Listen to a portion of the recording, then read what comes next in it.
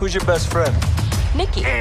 Spandex. Spandex is your best friend. बहुत मनुष्य लग रहे हो, मत करो, रहने दो, बहुत बुरे लग रहे हो। तौबा तौबा तौबा, सारा मूड खराब कर दिया। हेलो सुपर इंडियंस, मेरा नाम है प्रशांत और स्वागत है आपका व्हाट वेंट रॉन्ग के एपिसोड नंबर 8 में। और आज बात होगी कि हल्क के साथ क्या गलती हुई एमसीयू में, वो भी 3 फेजेस चलने के बाद भी। सो बिना किसी देरी के चलिए शुरू करते हैं।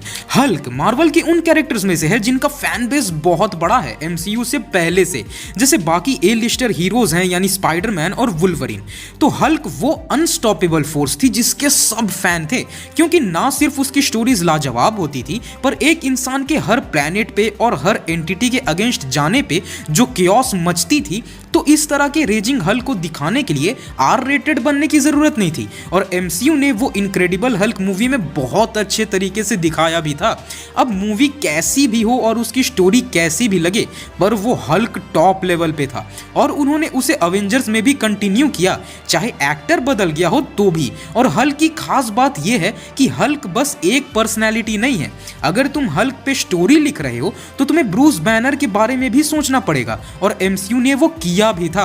अवेंजर्स और फिर एज ऑफ अल्ट्रॉन में उन्होंने ट्राई किया कि हल्क और ब्रूस में एक बैलेंस दिखाया जाए, पर आज हल्क एक कॉमेडिक रिलीफ बन के रह चुका है। तो आज हम बात करेंगे कि ये सब गलती कहां पे हुई। तो स्टार्ट करते हैं अवेंजर्स से। इनक्रेडिबल हल्क मूवी के बाद हल्क ब्रूस के कंट्रोल में नहीं था, इसलिए वो सबसे दूर इंडिया में छुपा हुआ था ताकि उसकी वजह से दोबारा केओस ना आए। और मुझे हल्क की स्टोरी उस टाइम पे सबसे अच्छी लगी क्योंकि वो बैलेंस बना रहे थे दोनों कैरेक्टर के बीच।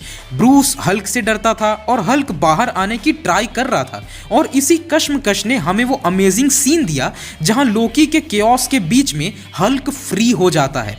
पर मूवी के एंड तक ये क्लियर किया जाता है कि चाहे ब्रूस हल्क को कंट्रोल नहीं कर सकता, पर वो खुद को भी हल्क के कंट्रोल में नहीं आने देता। और वो पहली बार था जब ब्रूस बिना किसी इनर फाइट के हल्क को फ्री कर पाया था फाइनल शोडाउन के लिए। और उस टाइम हम साफ साफ देख सकते थे कि हल्क और ब्रूस दोनों की कॉन्शियसनेस मिलकर काम कर रही है। तो बेसिकली वो बेस्ट हल्क का कैरेक्टर आर्क था जो हमें मिला।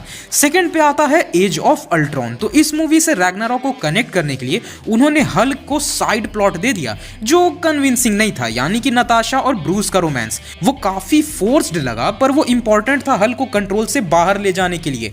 इस मूवी ने फोकस किया कि कैसे ब्रूस हल्क को हमेशा कंट्रोल में नहीं रख सकता, वो उसकी कॉन्शियसनेस में हमेशा फाइट करता रहता है ताकि वो मॉन्स्टर जीत ना जाए और कोई एनिमी उसका इस्तेमाल ना कर ले, जो इस मूवी में हुआ भी। और एंड में ब्रूस और हल्क क्योंकि दोनों अभी कनेक्टेड थे, तो वो समझ जाते हैं कि उनका गुस्सा सबको रिस्क में डाल सकती है, तो वो टीम छोड़ के चला जाता है, जो हमें ले आता है रैग्नारॉक की तरफ। और तुम नोटिस कर सकते हो कि मार्वल स्लोली इन मूवीज में बस इस चीज पे वर्क कर रहा है कि दोनों कैरेक्टर्स में बैलेंस ला सके। जैसा तुमने हल्क एनिमेटेड शो में देखा है कि वो हल्क तो बने, पर ब्रूस और हल्क दोनों कॉन्शियसनेस साथ में काम करे। तो रैग्नारॉक में उन्होंने हल्क को एनफ स्क्रीन टाइम दिया उसकी साइड समझाने को, और ब्रूस को भी एनफ टाइम दिया उसके डर को समझाने को। और हमें रैग्नारॉक में कहीं पर भी हल्क में कमी नहीं दिखाई दी। पर प्रॉब्लम आई इन्फिनिटी वॉर में। अब अगर स्टोरी लाइन के हिसाब से देखें तो हल्क जब थैनोस से हार गया था, तो हल्क के गुस्से को ब्रूस के डर ने ओवरटेक कर लिया।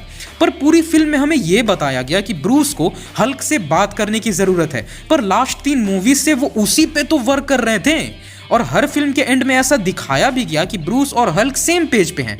तो फिर अचानक से सब इतना मुश्किल कैसे हो गया भैया कि एंड फाइट तक हल्क बाहर ही नहीं आया, जबकि अब तो ब्रूस अपने अंदर के डर से भी बाहर आ चुका था। पर बिहाइंड द सीन्स क्या हुआ, आओ वो बताता हूं।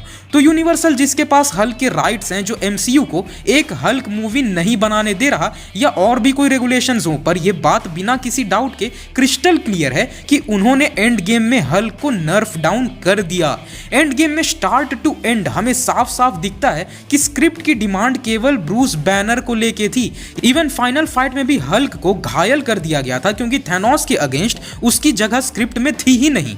पर वो जानते थे कि लोग ब्रूस को एक्सेप्ट नहीं करेंगे पूरी फिल्म में, तो उन्होंने वही किया जो उन्हें सही लगा, जिससे उनकी स्क्रिप्ट की डिमांड भी कंप्लीट हो जाए और लोगों को हल्क भी मिल जाए। यानी उन्होंने दे दिया प्रोफेसर हल्क।